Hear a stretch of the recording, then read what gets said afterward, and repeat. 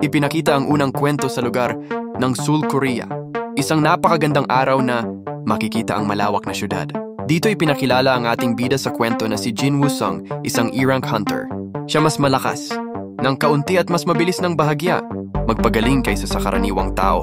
Pero nahihiya siya sa kanyang sarili na tawaging hunter. Dahil palagi siyang sugatan at laging sa bingit ng kamatayan.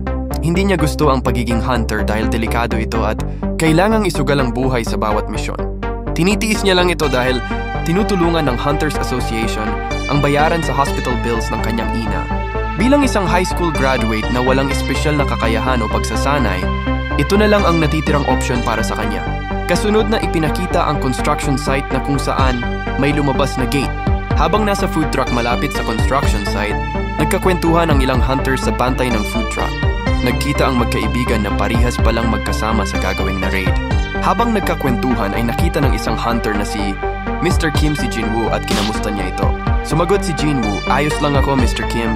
Salamat sa pagtanong." Kasabay nito ay may mga hunters rin na natutuwang makita siya.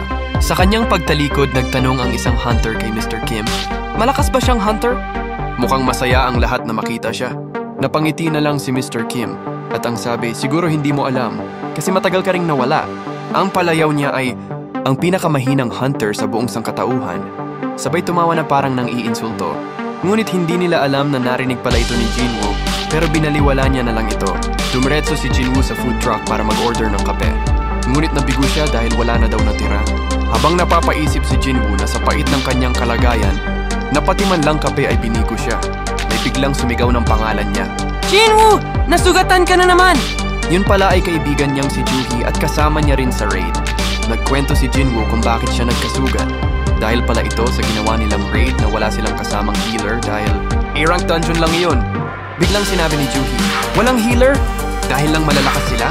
Gaano ba sila ka-selfish?" Ngunit ang sagot ni Jin Woo, "Ayos lang.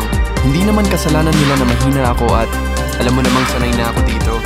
Hindi nagsalita si Juhee at makikita na lang sa kanyang mga mata ang kalungkutan hanggang sa handa na ang lahat para pumasok sa dungeon.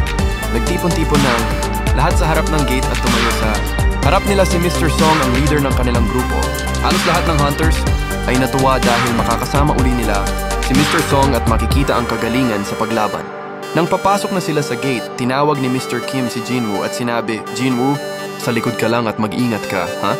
Natawa na lang si Jin Woo sabay sabi na, "Okay," habang naglalakad papasok sa gate at sabi sa sarili, "Kaya ko to." Ipinakita na pagkatapos nilang pumasok sa gate, naiwan sa labas ang iilang tao. Nagtanong ang bantay ng food truck sa kasama niya na anong problema. At sumagot ang kasama niya na nakakahiya, "Wala akong naihandang kape para kay Hunter Jin Woo. Simula nang magsimula akong magtrabaho dito, hindi ko pa siya nakita na lumabas ng hindi nasasaktan. D-rank dungeon lang ito kaya ayos lang siya, di ba?" Nandiyo nagtatapos ang Chapter 1, Part 1 ng Kwento at Abangan, ang susunod eksenang magaganap.